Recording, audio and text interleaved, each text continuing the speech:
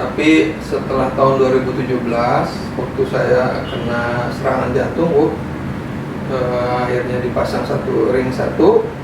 Sejak itu dokter mengatakan badminton olahraga terlalu berat untuk yang dipasangin ring.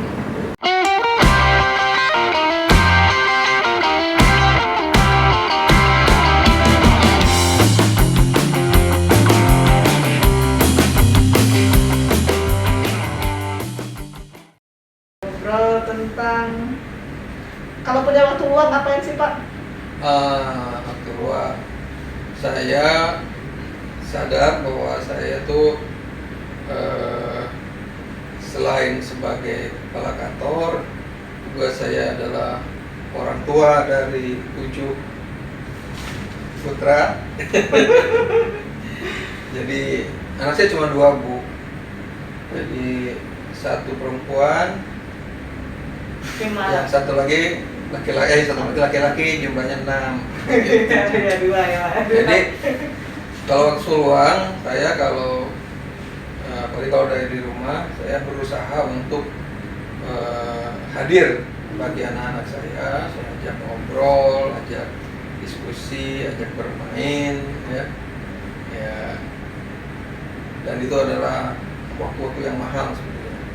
Di zaman sekarang mungkin ya, kalau kebetulan 8 tahun terakhir ini kami berjauhan LDR, itu kami biasa lakukan dengan video call atau telepon, ya. Syukur sekarang ditempatkan di Jakarta kembali, berarti saya tiap hari pulang ke rumah. Alhamdulillah Pak ya.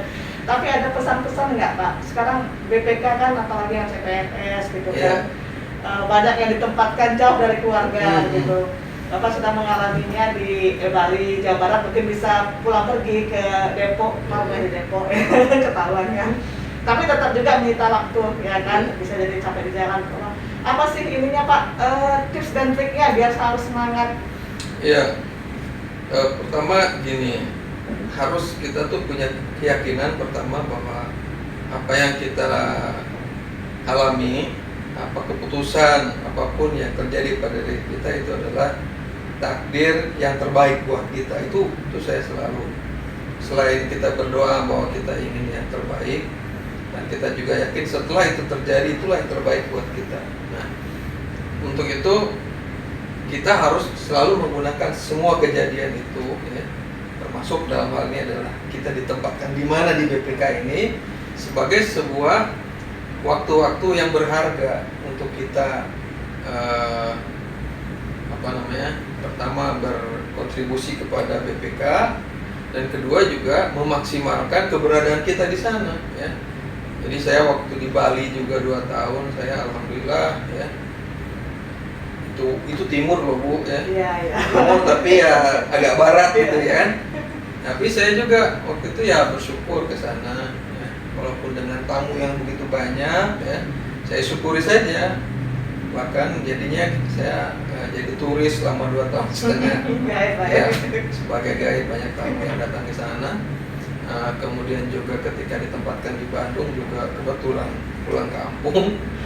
Kalau saya ya kebetulan, ya manfaatkan sebaik-baik, semaksimal mungkin. Seperti di Bandung saya alhamdulillah walaupun agak lama bisa menyelesaikan S3 saya pada saat penempatan di Bandung. Jadi itu kita maksimalkan keadaan kita di sana. Kebetulan di sana dekat sekolahan kan.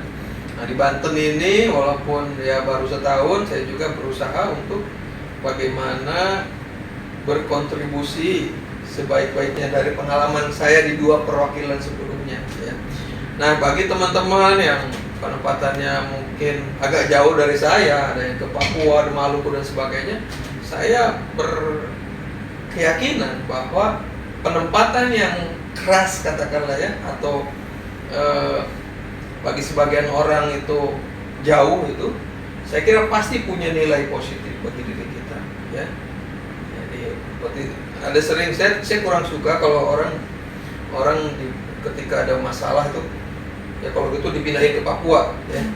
Nah, itu menurut saya itu adalah satu penilaian atau stereotyping yang salah terkait dengan penugasan. Menurut saya Papua sama juga. Kebetulan saya kemarin baru dari Papua Barat, ya.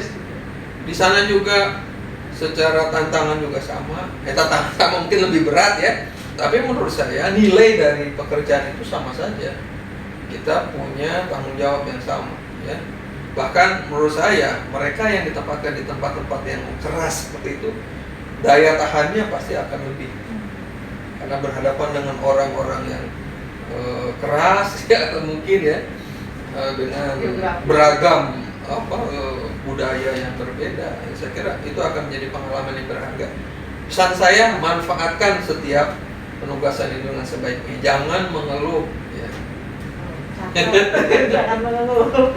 Saya Jadi bersahabat dengan situasi ya Pak ya. Jadi apa yang ada di situ, misalnya ada kita punya waktu S2 mungkin jauh dari keluarga gitu ya, udah master gitu kan, kejar gitu, dapatkan gelar, cari ilmunya. Jadi memang harus ya itu tadi bersahabat dengan situasi seperti itu ya Pak ya.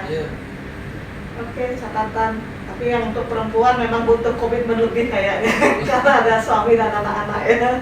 Ya, semoga memberikan inilah pencerahan kepada mungkin yang sekarang lagi LDR. Oke Pak, ini pertanyaannya ini aja ya Pak ya, tentang pemeriksaan udah, olahraga udah, mengalir aja. 5 tahun lagi kira-kira Bapak menjadi apa Pak?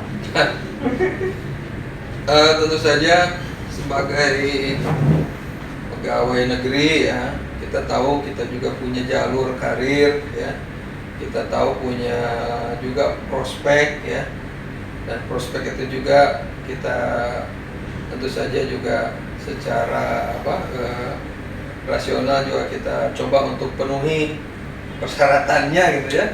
Saya berharap ya dengan kesempatan yang ada, saya ingin mencoba untuk bisa meraih level berikutnya dari posisi di kantor ini, yaitu sekarang eselon 2 mungkin bisa menjadi bagian dari mengambil kebijakan di tingkat AKN, itu menjadi eselon 1. Nah, tentu saja saya tetap berharap itu yang terbaik ya. Ya, kita hanya bisa berusaha dan hanya Allah lah yang akan menentukan yang terbaik buat kita ya. Dan saya kira kita semua lah punya kesempatan yang sama untuk itu. Dan kebetulan sekarang BPK itu kan demikian advance ya dalam hal karir ini. Ada yang namanya sekarang ini talent pooling ya, atau apa sih namanya sekarang? Jadi untuk talenta-talenta yang dimiliki BPK itu dinilai, kemudian diklasifikasi, sehingga pada waktunya kantor membutuhkan bisa diberdayakan ya. Saya kira ini bagi semua, mari kita maksimalkan potensi kita, dan saya yakin pada waktunya nanti instansi kita atau BPK akan memilih yang terbaik di antara kita, dan kita optimis saja. Tetapi jangan sampai juga istilah kalau saya pernah dengar terlalu memaksakan sampai mungkin kecewa, itu jangan. Itu prinsip saya sih Bu. Intinya siap, terus kita juga harus selalu terus belajar, memperbaiki diri ya Pak ya. Begitu ada di organisasi kita udah siap gitu kan, apapun itu gitu kan. Tadi Bapak bilang multi talenta ya. Kalau pejabat harus bisa nyanyi ya. Jadi ingat itu Arman Maulana. Demikian, apalagi ya Pak ya. Atau mungkin ini karena ini ada mungkin dalam beberapa waktu ini akan saya meninggalkan Banten mungkin. Oke. Oh iya.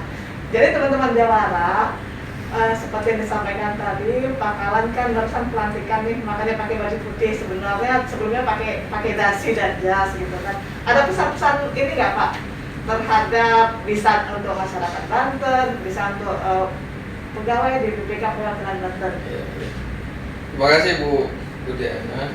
Jadi walaupun singkat keberadaan saya di perwakilan ini, tapi saya pertama sangat menikmati bergaul dengan teman-teman, dengan baik auditor maupun non auditor, semua pegawai yang ada di perwakilan ini. Saya pesankan bahwa posisi atau keberadaan kita dimanapun kita berada, posisi apapun yang kita miliki itu sangat bermakna, ya. Saya tidak memandang auditor paling penting atau orang administrasi, orang SDM atau orang umum kurang penting, tidak begitu, semuanya penting, ya.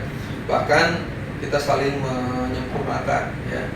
Nah, dalam hal ini mari kita bina kekompakan itu selalu, ya, untuk bisa menghasilkan yang terbaik, ya. Dan tentu saja kita harus juga paham atau meyakini bahwa kita punya tugas yang berat, ya, ditempatkan di Banten ini, ya, sebagai satu provinsi yang dekat dengan ibu kota. Kita diharapkan bisa menjaga pengelolaan keuangan di daerah ini dengan berbagai macam pemeriksaan yang kita laksanakan, dan itu tidak bisa dilaksanakan secara individual, harus kerja tim, harus kompak, dan kita harus juga mempersiapkan diri karena perkembangan di luar sana itu sangat cepat, ya. Tanpa kita bisa mengimbangi itu, maka kita akan kesulitan. Dan saya yakin, ya, dengan komposisi yang ada sekarang, juga dengan komposisi yang baru di struktural misalnya, akan memberikan darah segar dan perbaikan di dalam kinerja perwakilan Banten. Oke. Bismillah. Ya, terima kasih Pak Ahmad. Ada lagi yang disampaikan Pak? Cukup ya. Terima kasih. Begitu teman-teman Jawara, diskusi atau bincang kita dengan Pak Ahmad Sifa.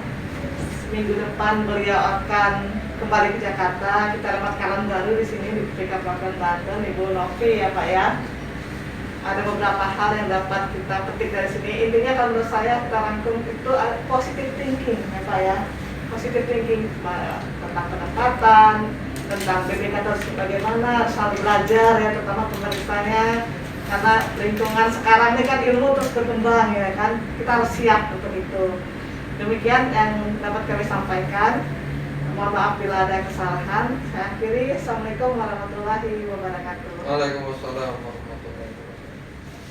Terima kasih, Bu. Iya Pak.